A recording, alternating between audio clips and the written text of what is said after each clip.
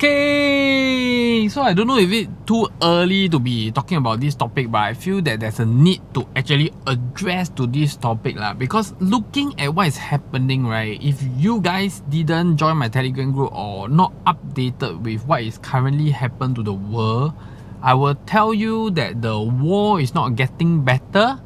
And also, I hear some comments that people say, hey, this is an unfair fight, so it will most likely end soon and all these things. Like, to be frank, I don't think this is how it should be looked at lah, you know, because the effect of war, when even if war stop, I don't think it would recover immediately.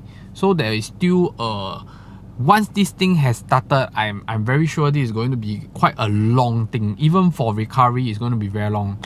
And also, if you look at what is happening to China, right, actually is causing a supply chain problem. Means a lot of things is made in China lah, to make it simple. So when they have this COVID lockdown, right, a lot of things are not being made in time. So there will be a lack of supply of certain items around the world, which will cause other items to be affected. So it will definitely affect our life later. And again, like raw material, I've been talking to some people that is in the manufacturing line, some bosses here and there, and they are telling me that a metal price increase, this price increase, that price increase, you know, cost increase. It's increasing to a level whereby they are asking themselves what can they do next, you know. If they are going to give this cost to push the cost to the consumer, will consumers still buy their product or not? So they are suffering. Okay, I will use the word suffering lah, to be frank. They are trying to come up with ways to counter this raw material problem, this inflation. There's so many problems that's happening, and like I said in the start of the video, there's also this thing as a crypto crash. Okay, if you don't know, those people that put their money into crypto from $5,000, it may turn nothing. It's to the extent of many people getting their account liquidated. Liquidated means from don't know how much they put in, it turned into zero. I think it's a very sad thing, because I've been hearing people that hype crypto here and there. Like I say, I do a lot of research, but I didn't step my leg into it. I was half leg into it because I started the account and everything, but I was thinking, should I buy, you know. I wanted to buy the ETH, interior or something, because I feel that it makes sense, you know. But I was like, the way it works, I feel that like it's a money game, you know. If you got a lot of money, you seems to be able to control the market cap. So I didn't really go in, and I'm glad that I didn't go in. And I see the shares drop. Okay, as of today, I think the last time I saw Tesla was $700 already. It was 1,000 plus, I think, a week ago or more. Then I wanted to sell it off, but didn't manage to get. Yeah, I wanted to sell 1,100, I think, but I didn't manage to sell. So it's like 700 plus now. I can say that I'm quite safe lah, because I don't put money I need into property. And the last episode I already said already, a lot of people miss their property purchase because they say, hey, no, I don't think it's time to liquidate my shares and all these things. I think all these things is wrong. Okay, so to make things short, right, I feel that people should start to recession proof their property purchase. If you realize as of now, property purchase is still quite safe. Okay, why I say safe? If you have buy the correct property and you are investing, okay, we talk about pure investment customers. If you are investing in your property, you buy a property, you are renting it out. Actually, to be frank, as of the renter currently, if you sign a 2 years lease, you are pretty covered all the way. Meaning that your 2 years rental is actually covering your monthly installment for your house if you have buy the correct property. If you have bought a property that the rental is way lower than your installment, then I have to say I'm sorry. It's a little bit sad to hear that, because you have just made the wrong property purchase. Okay, then you may say, Aaron, but it's so difficult. Yes, I know it's difficult to find a property that the rental price can cover most of your monthly installment. But I can say that as of today, some of my clients that bought a few months back, they managed to do it. Means their rental now is covering their monthly installment even when they're taking a 75% loan. So I don't think this is something that is not possible, you know. And even if it's not covering, I think it should cover around 70-80% looking at what is the rental environment in Singapore, and prices has went up so much, you know. So even if you sign a rental lease 2 years, you are actually quite well protected for the next 2 years.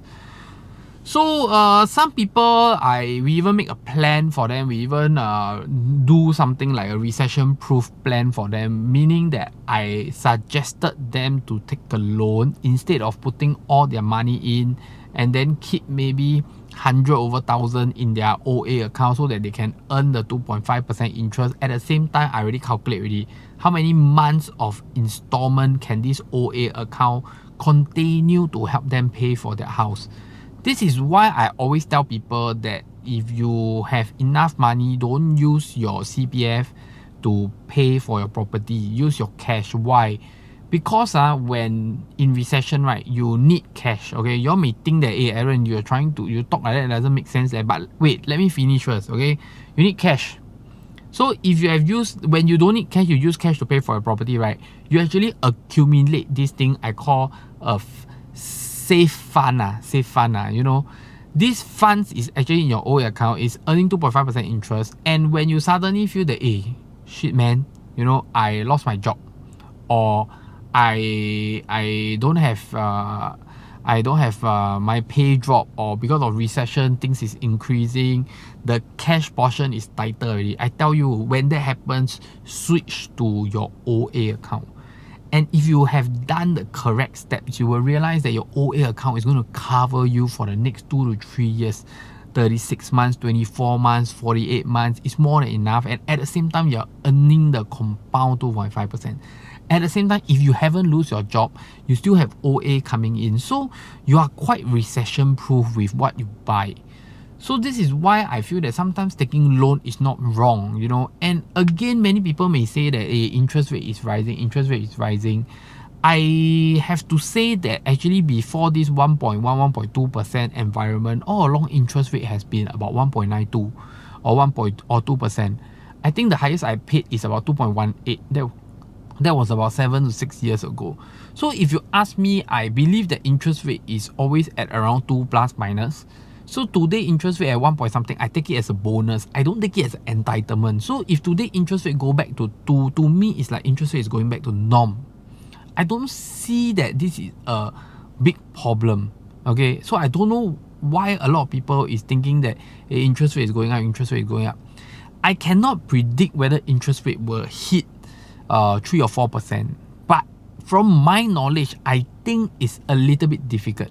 Even if it happens, right, I don't think it will happen this year or maybe even next year. I would say that the economy gotta be very, very bad to be able to see 3% mortgage interest.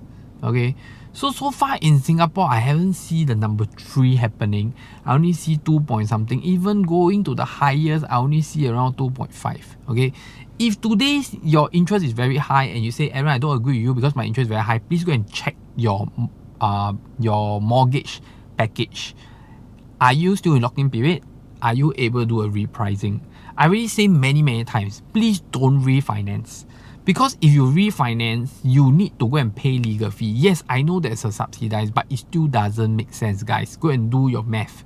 If people out there keep telling you to do refinancing, it's because they want to earn your referral fee. Because the bank pays them a referral fee if they refer you to change bank. So don't be stupid, just do a repricing. You know, repricing is free. Sometimes you don't need $200-300 admin fee. You can talk to the bank, try to appeal and see whether you can waive it or not. Okay, so I think people have to have the right knowledge now to safeguard themselves, because I already say many times that I feel that the economy is flipping. When will it flip? I don't know.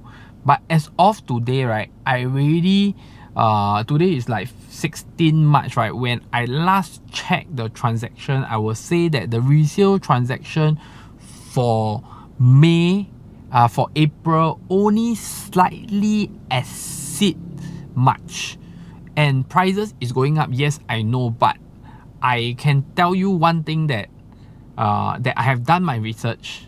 I can tell you that prices always goes up and come down later. the first thing that will drop is volume to year. So I don't know if you understand or not. If you know how to read charts, go and read the chart of the property market in the last 20 years. Price will always drop later, volume will be the first one to drop. So if our volume don't continue to climb as much as next year, definitely the price will drop. And with all these crypto and stocks and shares and war and inflation, I will tell you that people's buying power will drop. With TDSR 55% and with all the new launches that's going to take key soon, whether is it your Sterling Residence, which I heard that they're going to take key within the next 1-2 months. Your Jetscape, they say is end of the year, but I drive past a few times, it's almost done. Your Park Botania already took keys. I don't know when is your Park Esta, your Florence. There's so many that's going to take key. Your Riverfront Residence. All I can say is, guys, be patient, okay? Don't do something that you don't have the capability to hold it for the next 5 to 8 years. If you think that many people think that they can flip their property, I tell you, many of whatever agent that you buy from tell you that 3 years later can earn money, 4 years later can earn money, after you buy new launch DOP can earn money. I think you all can put that aside already lah. If you bought in 2018, 2019, yes, maybe, I think so. But if you're going to buy in the last 1 year or now or this year, I don't think you'll earn money in 3 to 4 years lah. So please look long term. And with the amount of transaction actually last few years, right? Don't forget, these people that buy, right, they have a seller stamp duty of 3 years. So they won't sell in next 3 years. Actually, if you think back, right, seller stamp duty is a very smart move. Because once these people, they sell and buy, right? So when they sell their property to these buyers got to hold it for 3 years. So this effect actually prolonged for 3 years. So you will see less and less supply in the market. Okay? Correct? You may think that, Aaron, less and less supply means price will go up. Not 100% true when price is all-time high. Okay? And a lot of people tell me inflation price will go up. I feel that the property inflation has happened long ago. Even to the extent where people tell me, is this going to be a bubble? I don't even dare to use the word bubble. Actually, I feel that it's a little bit coming to becoming a bubble. Before that, I still feel that it's okay. But the percentage increase in the last 3 months, right, is slowly making it into a bubble. Okay? So stay safe. Invest wisely. Be smart. You know, never ever use money you need to invest, okay?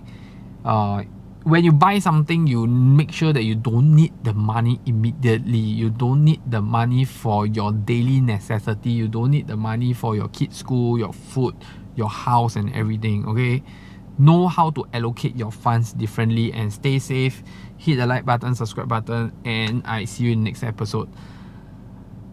Bye-bye. Oh yeah. So the seminar has been full. Those that have paid, I have sent you the link for the Telegram group, and I see you guys on 3rd June, and bye-bye.